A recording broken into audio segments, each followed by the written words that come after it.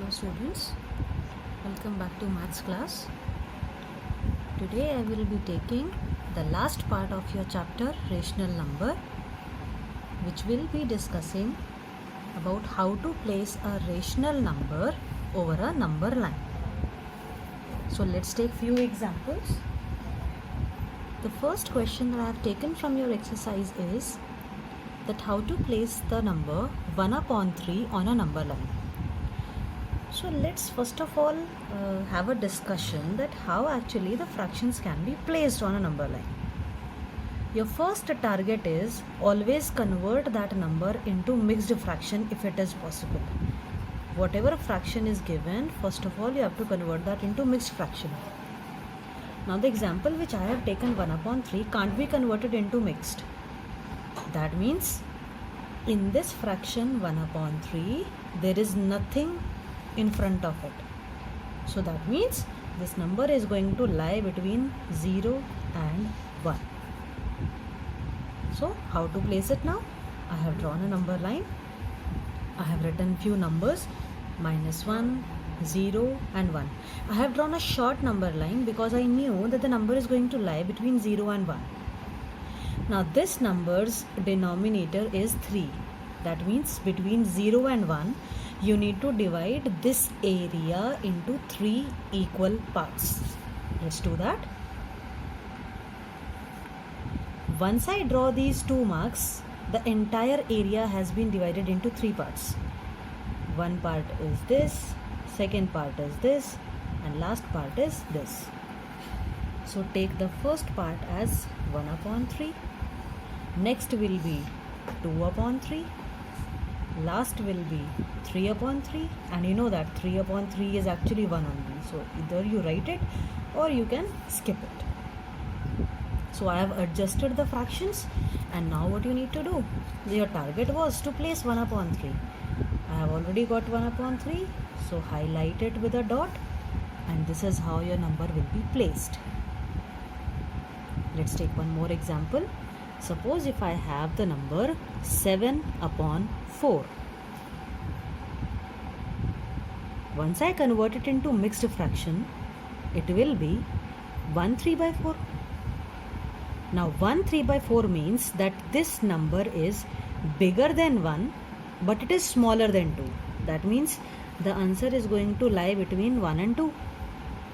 So I have drawn a number line. I have written few numbers over it. 0, 1, 2, 3. I know that this number is going to lie between 1 and 2. So let me divide now the area between 1 and 2 into how many parts? 4 parts. That will be according to the denominator. So let me draw 3 lines in between which are equidistant. That means the distance should be approximately same. You don't have to measure it. Just by a rough idea, make 3 lines which are equidistant. Now after 1, this first part will be 1 upon 4. Next will be 2 upon 4. Next will be 3 upon 4. Now what was your question? 1 3 by 4. 1 and 3 by 4. That means highlight this last number, and this is your answer. Your number has been placed over the number line. See the next one now. Here we were given a fraction which was 2 3 by 5. Here it is already in the mixed fraction. So I know just by seeing at the number that this number is going to lie between 2 and 3. As this number is 2 and 3 by 5. That means bigger than 2 but less than 3. So I have drawn a number line. Here it is written 2. Here it is written 3. Into how many parts this will be divided? Into 5 parts. So 1, 2, 3, 4. The first part will be 1 upon 5, 2 upon 5, 3 upon 5, 4 upon 5, and the last will be 5 by 5, which is automatically 1, which will be your 2 and 1, 3. Now, what was your question? 2, 3 by 5. So 2 and 3 by 5. I can spot out this number over here, so this is my answer. Now let's see the negative number placement also. If suppose the number is negative minus 4 by 5, definitely we know that this number is going to lie on the negative side, and since it can't be converted into mixed fraction, so that means the number is going to lie between 0 and minus 1. It is going to lie between 0 and minus 1. And how I came to know about that? See beta, minus 5 by 5 would be minus 1, but this is only minus 4 by 5, that means smaller than this number.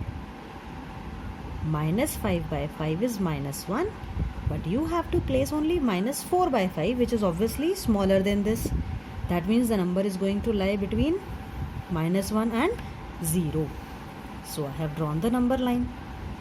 Into how many parts I need to divide the section? Into 5 parts. So minus 1 will obviously be there on the left hand side, and right side will be occupied by 0.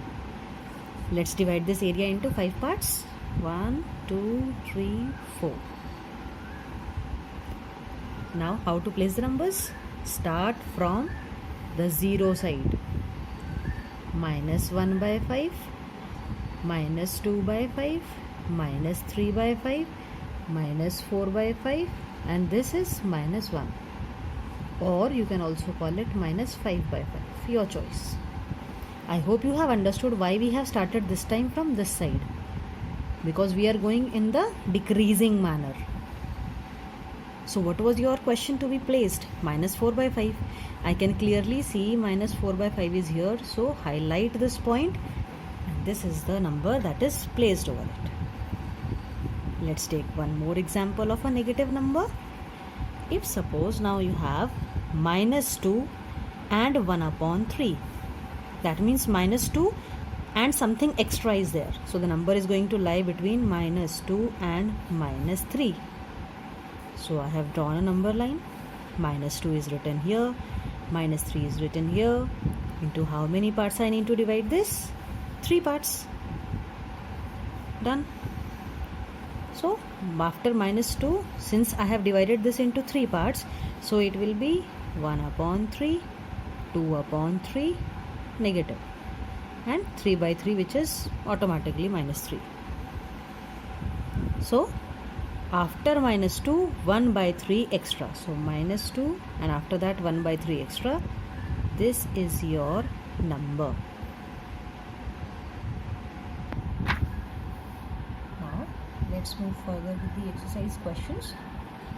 The next part is now inserting rational numbers between two given fractions. Now what will be the next variety of the questions? You will be given two fractions or two rational numbers, whatever you want to call them, and you have to insert one number which is lying in between them. Like one question that I have taken from your book is, two rational numbers were given to me, 1 upon 2 and 1 upon 3, and I have to insert one number in between them. Now how to insert a number which is going to come in between? See, what do you have to do? Check the denominators. It is 2 and 3. What is the first LCM that comes to your mind? It is coming 6. Okay? If I make both the denominators numerator as, the denominators if I make 6, so the number will be 3 by 6 and this will become 2 by 6. Now 2 by 6 and 3 by 6 is hardly having any gap between them. So we have to drop this idea. Let's make the denominators same, but let's not take 6. Let's move to a further number. Let's take 12. Once I am going to make the denominators 12, let me write 12 here also, and let me write 12 here also. If 2 you are making 12, that means you multiplied this by 6, so 1 will also be multiplied by 6. So this is the result. 3 you are making 12, that means you multiplied this by 4. So 1 will also be multiplied by 4. So this will be 4 upon 12. Now between 4 upon 12 and 6 upon 12, I can easily make out that the number that can be inserted is 5 upon 12. So the target was we have to insert one number and it is done. I hope you have understood. Make the denominators the same, change the numerators accordingly, and then see according to the numerators which number can be fitted easily. It's a very easy task. Let's take one more example. Next question is, two numbers were again given to me, 3 by 4 and 1 upon 7. And how many numbers I need to insert? Insert two numbers in between. So 7 and 4 LCM that automatically clicks in the brain is 28. Let's make 28. Here also and here also. 4 you are making 28, that means you multiplied by 7. So 3 sevens are 21. Now this side number 7 you are making 28, you multiplied it by 4. So 1 4s are 4. Now these are the two numbers and you have to insert just two numbers and see how many options you are getting. You can insert 5 upon 28, 6 upon 28, 7 upon 28, 8 upon 28, and the list will go to 20 upon 28. They asked you just about 2, but you are having so many options. Whichever you want, you can fix in these places. I hope you have understood. Let's take one more question. The number was 1 upon 4 and 3 upon 4. How many numbers I need to insert? 3 numbers. So let's move to a bigger number. Already the denominators are same, no problem. Let's make these denominators into a bigger number. So let's make them 16. This is what is clicking in my mind, because I think if I'll make them 8, 3 numbers won't be adjusted. So I jumped to 16. So if I am making 16 on both the sides, 4 multiplied by 4 is 16. So 1 4 is a 4. 4 I am making 16, that means I multiplied by 4. So 3 4s are 12. Now I can see that there is a lot of gap between the numerators. Now I can easily insert 3 numbers. And what will be those?